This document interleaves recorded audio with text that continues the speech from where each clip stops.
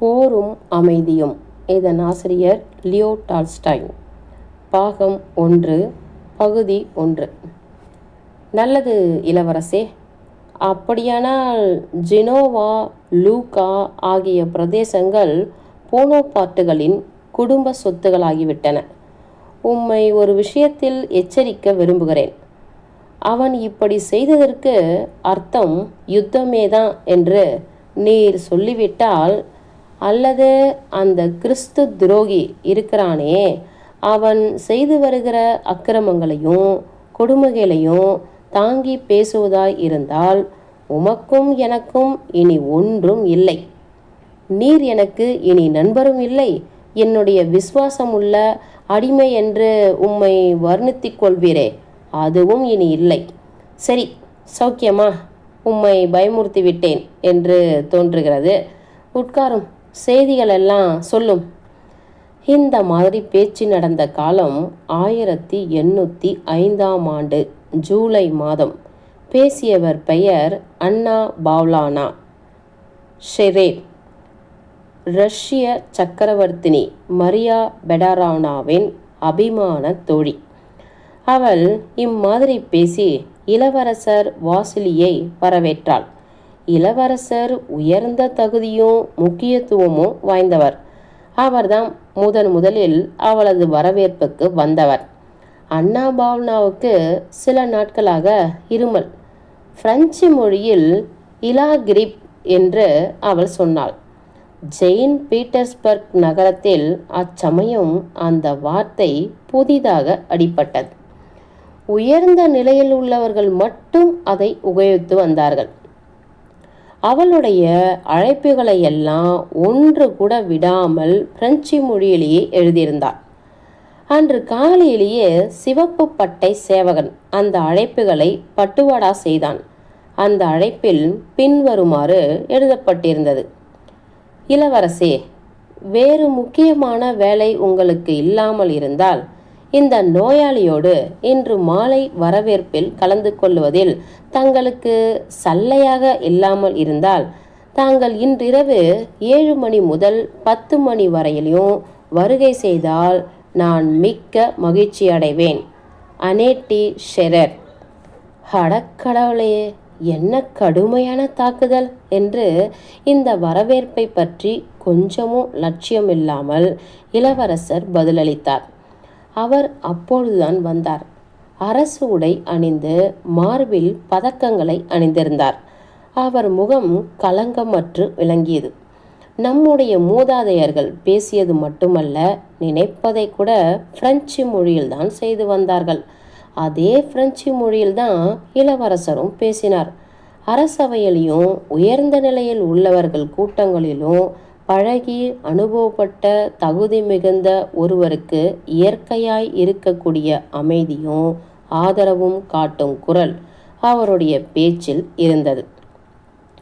அன்னா பாவ்லானாவின் பக்கமாக சென்று அவள் கையை எடுத்து முத்தமிட்டு அவளுக்கு தம்முடைய மனமும் ஒளியும் உள்ள வழுக்கை தலையை தாழ்த்தி மரியாதை காட்டிவிட்டு கம்பீரமாக இருக்கையில் அமர்ந்தார்.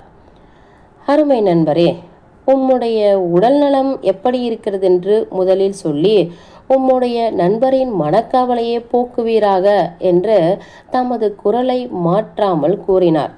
மரியாதையும் அனுதாபமும் இருப்பதாக அவருடைய வார்த்தைகள் தோன்றினாலும் அவர் பேச்சில் அலட்சியமும் கிண்டலும் இருப்பது தெளிவாக தெரிந்தன. மனக்குறை இருக்கும்போது யாராவது சௌக்கியமா இருக்க முடியுமா? இம்மாதிரி காலங்களில் உணர்ச்சி என்பது கொஞ்சமாவது இருக்கிற யாரும் அமைதியாய் இருக்கத்தான் முடியுமா? வரவேற்பு முடிகிற வரையில் நீர் இங்கு தங்குவீர் என்று நம்புகிறேன் என்றாள் அன்னா பாவ்லானா. இங்கிலீஷ் தனாதிபதியின் விருந்து என்னாவது? இன்று புதன்கிழமை அல்லவா? போய் தலையை காட்டிவிட்டு வருதல் வேண்டும். என் மகள் இங்கே வந்து என்னை அழைத்து போவாள் என்றார் இளவரசர்.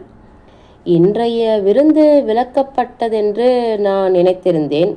இந்த விழாக்களும் வான வேடிக்கைகளும் எனக்கு அலுத்து போயின என்றாள் அண்ணா.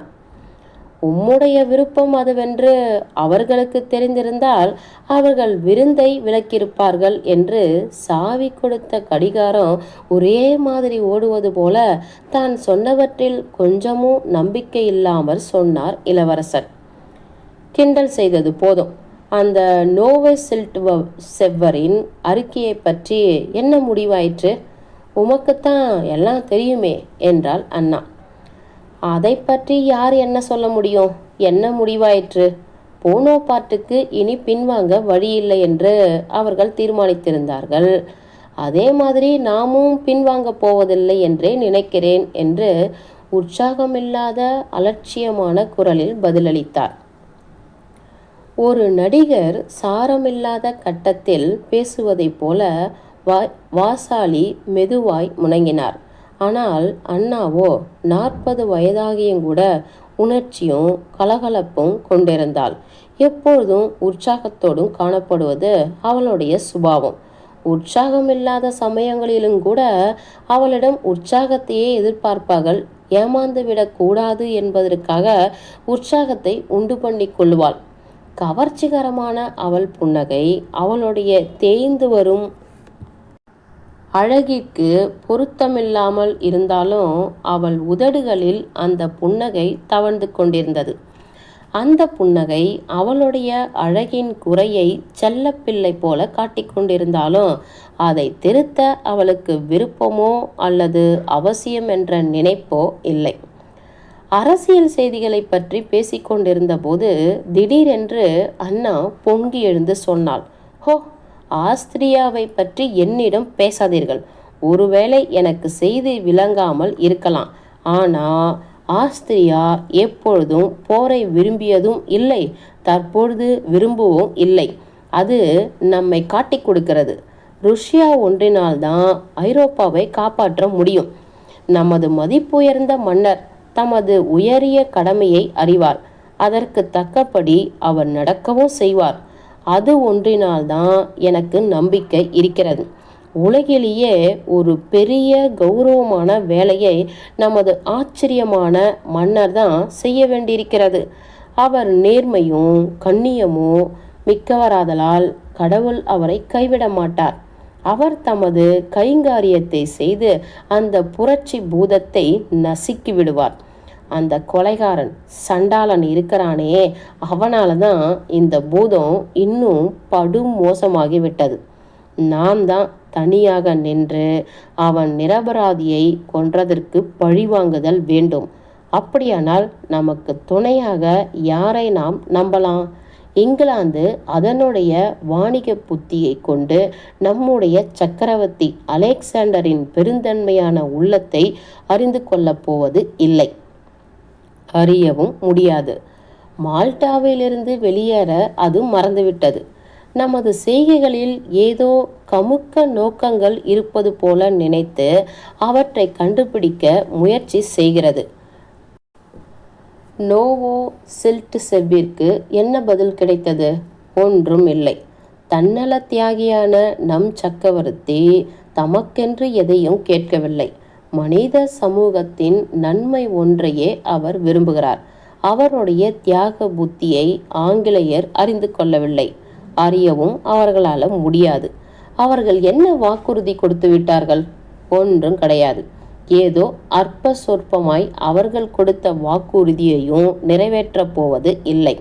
போனோபார்ட்டை ஒருவராலும் வெல்ல முடியாது என்றும் ஐரோப்பாவே அவன் முன்னால் சக்தியற்று நிற்பதாகவும் பிரஷ்யா எப்பொழுதுமே சொல்லி கொண்டிருக்கிறது. ஹார்டன்பர்க் சொல்வதிலோ ஒரு வார்த்தையை கூட நான் நம்ப தயாராகவும் இல்லை. பிரஷ்யாவின் நடுநிலைமை என்று பிரபலப்படுத்துகிறதே, அது வெறும் வலை. கடவுளிடமும் நமது மதிப்பிற்குரிய சக்கரவர்த்தியின் பெருந்தன்மையிலும் தான் எனக்கு நம்பிக்கை இருக்கிறது. அவர் ஐரோப்பாவை காப்பாற்றுவார். மடமடவென்று பேசி வந்த அண்ணா தன்னுடைய படபடப்பை திடீரென்று அறிந்து பேச்சை நிறுத்தி புன்னகைத்து கொண்டாள். பிரஷ்ய மன்னரிடம் வின்சிங் கெரோடை அனுப்பியதற்கு பதிலாக உம்மை அனுப்பியிருந்தால் மன்னரின் சம்மதத்தை உடனே சுலபமாக பெற்றிருப்பீர். நீ மிகுந்த வாய்சாலகம் உடையவர் என்று புன்சிரிப்புடன் கூறிய இளவரசர், எனக்கு ஒரு கோப்பை தேநீர் கொடுக்கிறீர்களா என்று கேட்டார். இதோ ஒரு நொடியில். ஒரு செய்தி என்று அமைதியடைந்து அவள் சொன்னாள். 2 சுவையான ஆள்களை இன்று எதிர்பார்க்கிறேன். ஒருவர் மார்ட் கோமகன், மாண்ட் மரேன்சி என்ற பிரபல பிரெஞ்சு குடும்பத்தோட ரோகன் குடும்பத்தாரால் சம்பந்தப்பட்டவர். பிரெஞ்சு நாட்டை விட்டு இங்கு குடியேறிய உண்மையான குடியேறிகளில் ஒருவர். மற்றொருவர் மாரியா பாதிரியார். அந்த ஆழ்ந்த சிந்தனைக்காரரை உமக்கு தெரியுமா? சக்கரவர்த்தி அவருக்கு பேட்டி கொடுத்தார். நீ கேள்விப்பட்டிருக்கிறார். அவர்களை சந்திக்க மகிழ்ச்சி அடைவேன். ஆனால் என்று ஏதோ அப்பொழுதுதான் நினைவுக்கு வந்தது போல அலட்சியமாக பேச ஆரம்பித்தார் இளவரசர். ஆனால் அன்று அவர் அங்கே வந்ததன் முக்கிய நோக்கமே அதற்காகத்தான். இலாட் பங்க் என்பவரை வியன்னா நகரத்தில் முதல் செயலாளராக நியமிக்க வேண்டும் என்று சக்கரவர்த்தியின் தாயார் விரும்புவது உண்மையா? அவர் எந்த விதத்திலையும் உபயோகம் இல்லாத ஒரு அப்பாவி. தன்னுடைய மகனுக்கு இந்த பதவியை வாங்கி கொடுக்க இளவரசர் வாசாலி விரும்பினார்.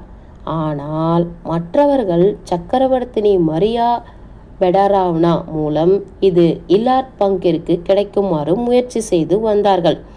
சக்கரவர்த்தியின் விருப்பங்களையோ ஆசைகளையோ பற்றி மனவேறுபாட்டை கூற அவளுக்கோ அல்லது வேறு யாருக்குமோ உரிமை கிடையாது என்பதனை காட்டும் அறிகுறியாக இளவரசர் வாசாலியின் பேச்சுகளை கேட்டவுடன் அண்ணாவின் கண்கள் இடுங்கின. இலாட் பங்கின் பெயரை சக்கரவர்த்தினிக்கு அவருடைய சகோதரி சிபாரிசு செய்தார் என்று மட்டும் சோக குரலில் அண்ணா பதிலளித்தாள்.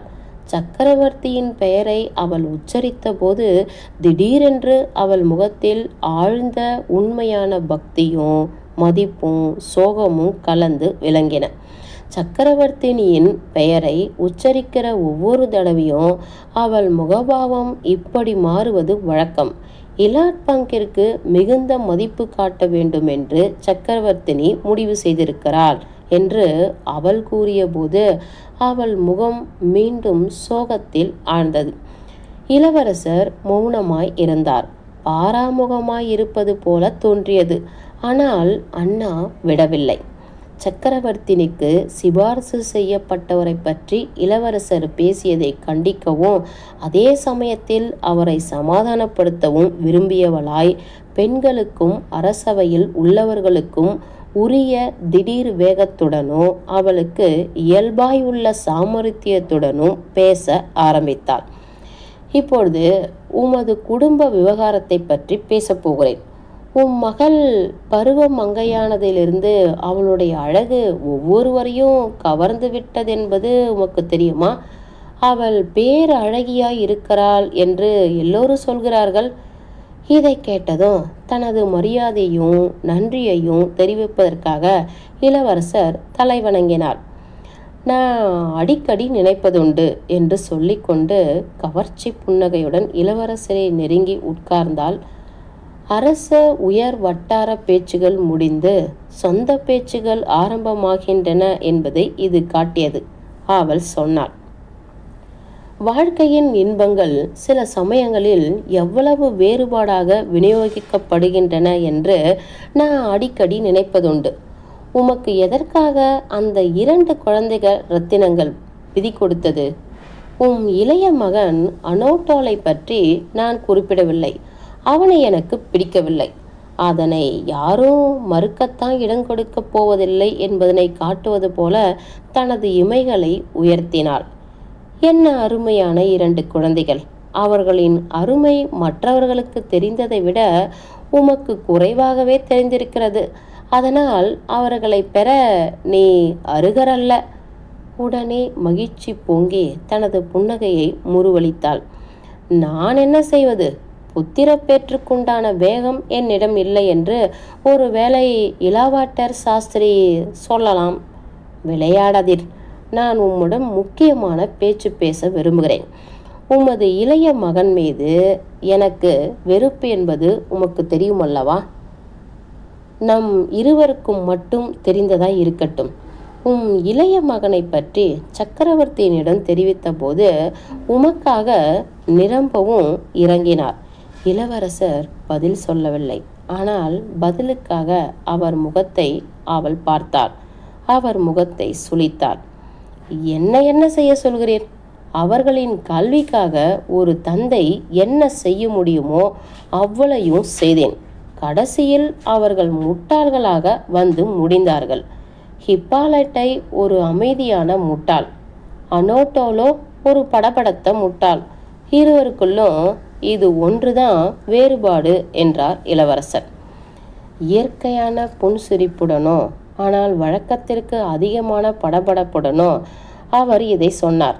அவர் பேசியபோது அவர் வாயை சுற்றி ஏற்பட்ட சுருக்கங்கள் அருவருப்பையும் முரட்டுத்தன்மையும் தெளிவாக காட்டின. உம்மை போன்றவர்களுக்கெல்லாம் குழந்தைகள் ஏன் பிறக்க வேண்டும்?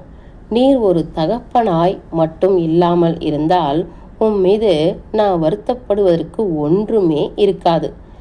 இம்மாதிரி சொல்லிவிட்டு சிந்தனையோடு இளவரசரை அண்ணா நோக்கினாள். நான் உம்முடைய விசுவாசமுள்ள அடிமை. அதனால் என் குழந்தைகள் என் வாழ்க்கையிலே ஒரு சாபக்கேடு என்பதனை உம்மிடம் மட்டும் ஒப்புக்கொள்கிறேன். அந்த பாரத்தை நானே தான் சுமந்தல் வேண்டும். இப்படிதான் நான் என் மனதிற்கு சமாதானம் கூறிக்கொள்கிறேன். வேறு வழி இல்லை. அதற்கு மேல் அவர் பேசவில்லை. கொடுமையான விதிக்கு உட்பட வேண்டிய நம்முடைய திக்கற்ற நிலைமையை தம்முடைய சமிக்கையால் காட்டினார். அண்ணா ஆழ்ந்து சிந்தித்தாள். உம்முடைய ஊதாரி மகன் அனோட்டோலின் திருமணத்தை பற்றி நீ நினைப்பதே இல்லையா? திருமண முடிச்சுகள் போடுவதற்கு கிழவிகளுக்கு ஒரு தனியான ஆசை உண்டு என்று சொல்வதுண்டு. எனக்கு அந்த குறை கிடையாது என்றாலும் எனக்கு ஒரு இளம் பெண்ணை தெரியும். அவளுக்கும் அவள் தந்தைக்கும் ஒத்துக்கொள்ளவில்லை. அவள் உங்கள் சொந்தம்தான். அவள்தான் இளவரசி மேரி பால்கோன்ஸ்கயா. இளவரசர் வைசாலி பதில் பேசவில்லை. ஆனாலும் உலகம் அறிந்த ஒருவருக்குள்ள சட்டென்று அறியும் நினைவோடும் கவனத்தோடும் அந்த செய்தியை ஆலோசிப்பதாக காட்டுவதற்கு தலையை மட்டும் ஆட்டி வைத்தார். தம்முடைய மனத்துயரமான நினைப்புகளை இளவரசர் வசாலியால் அடக்க முடியவில்லை. அனோட்டோலுக்காக ஆண்டுக்கு 40,000 ரூபில்கள் நான் செலவிடுகிறேன் என்பது உமக்கு தெரியுமா? கொஞ்ச நேரம் மௌனமாக இருந்துவிட்டு மீண்டும் சொல்லலானார். இம்மாதிரியே போய்கொண்டிருந்தால் 5 ஆண்டுக்கு எவ்வளவு பணமாகிவிடும்? தந்தைகளாகிய எங்களுக்கு இதுதான் கதி. உம்முடைய இளவரசி பணக்காரிதானா? அவள் தந்தை பெரிய பணக்காரர். ஆனால் கஞ்சன். கிராமத்தில் வசிக்கிறார். அவர்தான் இளவரசர் பால்கோன்ஸ்கி. காலம் சென்ற சக்கரவர்த்தியிடம் இராணுவத்தில் வேலை பார்த்து விலகியவர். பிரஷியாவின் மன்னர் என்று அவருக்கு ஒரு கேலி பெயர் உண்டு. ரொம்ப புத்திசாலி. ஆனால் கிறுக்கன். வெறும் தொணத்தொணப்புக்காரன். பாவம், அந்த பெண்ணுக்கு மகிழ்ச்சி என்பதே கிடையாது. அவளுக்கு ஒரு சகோதரன் உண்டு. உமக்கு அவரை தெரியும் என்று நினைக்கிறேன். அவர் லீசா மைனானை திருமணம் செய்திருக்கிறார். குட்டுஜோவின் மெய்காப்பாளனாக இருக்கிறார். இன்றிரவு வரவேற்புக்கு வருவார். திடீரென்று அண்ணாவின் கையை பற்றி இழுத்துக்கொண்டு, அன்புள்ள அனேட்டி, நான் சொல்லுவதை கேள். அதனை ஏற்பாடு செய்துவிடு. நான் எப்பொழுதுமே உம்முடைய விசுவாசம் உள்ள அடிமையாய் இருப்பேன். அவள் பணக்காரி, நல்ல குடும்பத்தை சேர்ந்தவள். அவைதாம் எனக்கு வேண்டியவை என்றார் இளவரசர். தமக்கே உரிதான நெருங்கிய தொடர்புடனோ வசீகரத்துடனோ அண்ணாவின் கையை மெதுவாக உதடுகளிடம் கொண்டு போய் முத்தமிட்டு சோஃபாவில் சாய்ந்து வேறு பக்கமாய் திரும்பிக் கொண்டு கையை விடாமல் ஊஞ்சலாட்டி கொண்டிருந்தார். கவனியும், பால்கோன்ஸ்கியின் மனைவி லீசாவிடம் இன்று இரவே பேசுகிறேன். காரியத்தை முடித்து விடலாம். உமது குடும்பத்தின் சார்பாக நான் பேசி கல்யாணம் முடிச்சு போடுகிற தொழிலில் பயிற்சி பெற ஆரம்பித்து விடுகிறேன் என்றாள் அண்ணா. பகுதி 1 முடிந்தது.